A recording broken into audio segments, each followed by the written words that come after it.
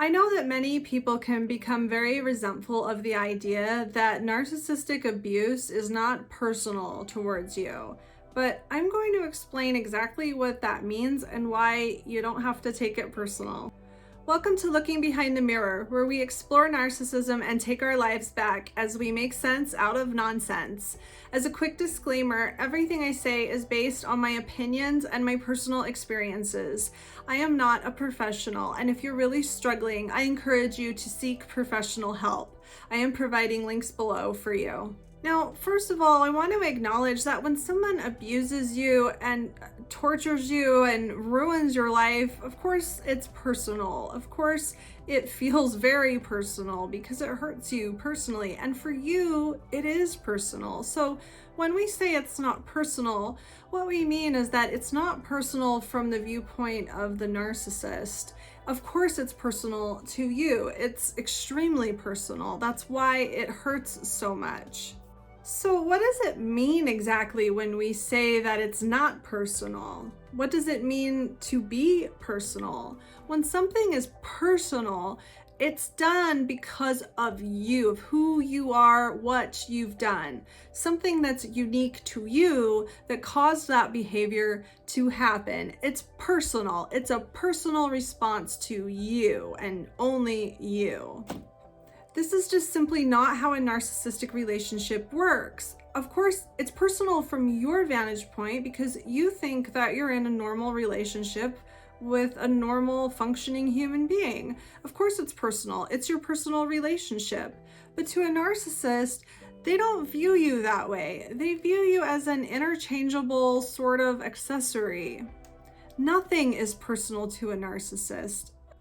Of course, everything else in the whole world that is happening is personal to them, but nothing that they do towards anybody is personal. So not only is the abuse not personal, but the whole relationship itself isn't personal. The fact that they chose to be with you isn't personal. It's convenient.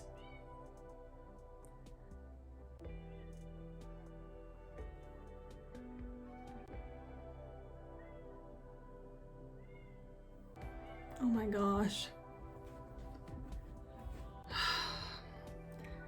Lucy's lonely.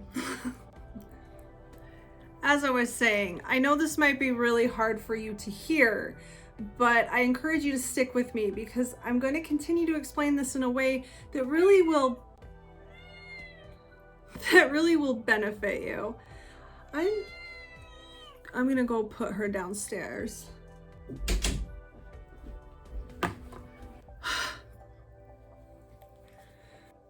Sorry. When you're in a relationship with a narcissist, you are projecting yourself onto the narcissist. You're projecting your own way of thinking, your own way of feeling, and you're assuming that the narcissist is experiencing the relationship in a similar way. The narcissist is not experiencing the relationship in anywhere near the same way that you are. Nothing is personal. You are not someone that they love and care about. You are not someone they want to get to know personally. You are useful. This is transactional. They're getting something out of it, and that's all that matters. When a narcissist is abusing you, you project yourself onto the narcissist in that situation as well. You think, what would it take for me to treat him or her the same way? And you project that mindset onto the narcissist. And you assume that it must be personal because this person must be the nastiest, most evil, malicious human being that has ever lived. And of course it's got to be personal because who in the world would ever be that vicious and cruel towards somebody for not personal reasons? A narcissist would. To a narcissist, the abuse makes sense. And don't get me wrong, I am not excusing their behavior at all. I'm just saying they are in a completely different mindset, and that's what allows them to be so cruel. To get a tiny glimpse of what it's like for them, imagine that you're hungry and you want to eat a chicken sandwich, and you go buy a chicken sandwich. Well, is that a personal attack on the chicken that had to die for you to eat that chicken sandwich? Or were you just hungry and you wanted to eat a chicken sandwich?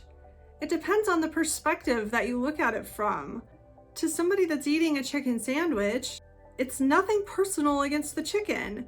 But if the chicken could talk, I bet the chicken would take it personally. And I bet the chicken would absolutely not be able to understand how you could possibly think it's not personal. I mean, the chicken died so that you could eat a sandwich. But it's not personal. When you're eating the chicken sandwich, you're not thinking about the chicken, you're just thinking about being hungry. When the narcissist is abusing you, the narcissist is not thinking about you. The narcissist is thinking about him or herself and how they feel about themselves. The narcissist is thinking, do I feel powerful? Do I feel important? Do I feel in control? Am I dominating this situation?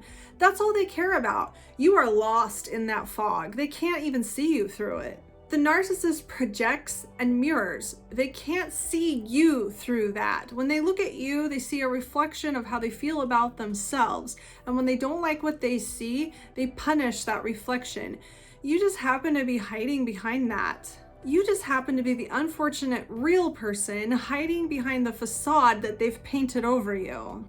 It's kind of like when I'm playing with my cat and I have a dangly toy in front of her and I pull it away and she lunges, and maybe because she misses the toy, she lands on me and attacks me. It's not personal against me, and in a sense, that's what's happening when the narcissist is abusing you. A narcissist is never going to learn that this is inappropriate and crazy unless they're held accountable. And I know how hard it is to hold them accountable for this because they're never going to acknowledge it. They're never going to see it or understand that they're imagining things, basically. The reason the narcissist is abusing you is because you have failed them in this imaginary world that they live in. When they met you, they imagined who you were. They didn't see you, the person. They saw a cardboard cutout of the perfect human being that would worship and admire them for all time, that would make them feel awesome about themselves and save the world forever. They never saw you. It was never personal about you because they don't know you. They can't see you. And the moment that they start to feel inadequate, the moment that they start to feel bad about themselves, is the moment that they suddenly become disillusioned with this facade they've put up in front of you, and they realize, this person isn't actually the perfect savior of the world. Hey, what kind of trick is this? And they lash out at you and they punish you. But you could be anyone. There's nothing that you can do to prevent this.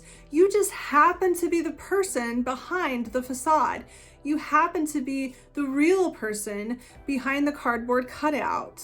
This is why a narcissist is going to repeat this pattern over and over and over again with different people, because it's not personal towards anyone but the narcissist, him or herself.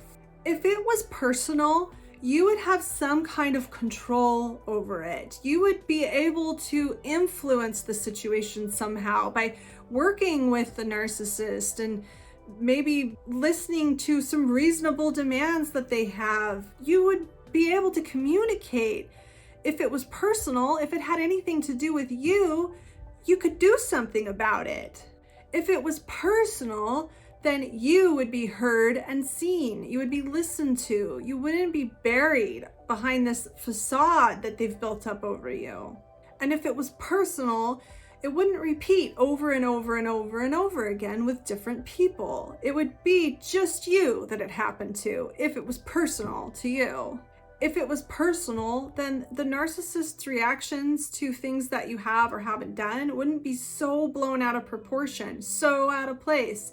They'd be a lot more sensible and they would seem to fit more with the things that are actually happening if it was personal. If it was personal, they wouldn't be so upset over nothing every single day, no matter what. They would be upset when you actually do something upsetting.